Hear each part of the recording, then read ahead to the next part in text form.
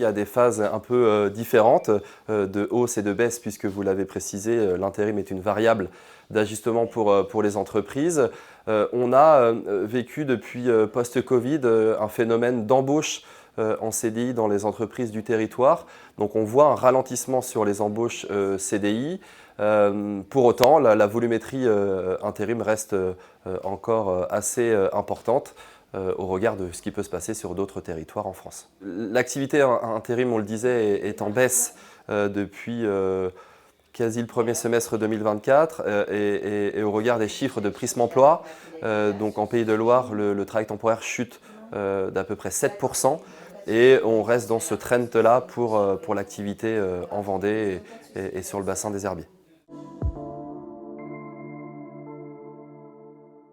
Sur les dernières inscriptions, ce qu'on peut observer sont des intérimaires avec des qualifications d'agents de production principalement qui viennent nous rencontrer, quelques opérateurs en logistique, une population de personnel avec peu ou pas de qualification.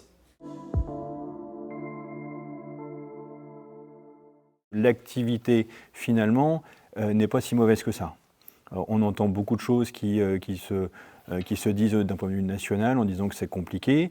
Aux herbiers, évidemment, c'est compliqué, mais c'est plutôt compliqué d'un point de vue devis, d'un point de vue attente des clients pour passer commande. Mais on sort aussi d'une période où on avait peut-être jusqu'à 2 ans de délai de fabrication. Là, on revient sur des choses plus classiques. On a peut-être 3 mois, 4 mois pour certaines entreprises de vision de chiffre d'affaires. Pour autant, la réalisation, aujourd'hui, à ce que j'entends, c'est pas si catastrophique que ça.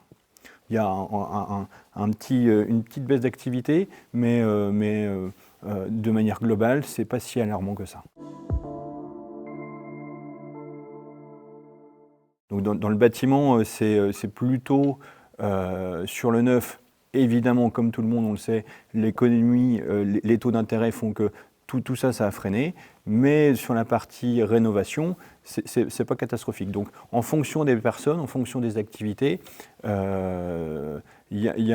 un peu général. Même la partie agriculture, vous le savez, l'agriculture avec les récoltes de l'année dernière n'ont pas été bonnes. Il y a aussi un frein sur le stockage, il y a aussi un frein sur cette partie-là.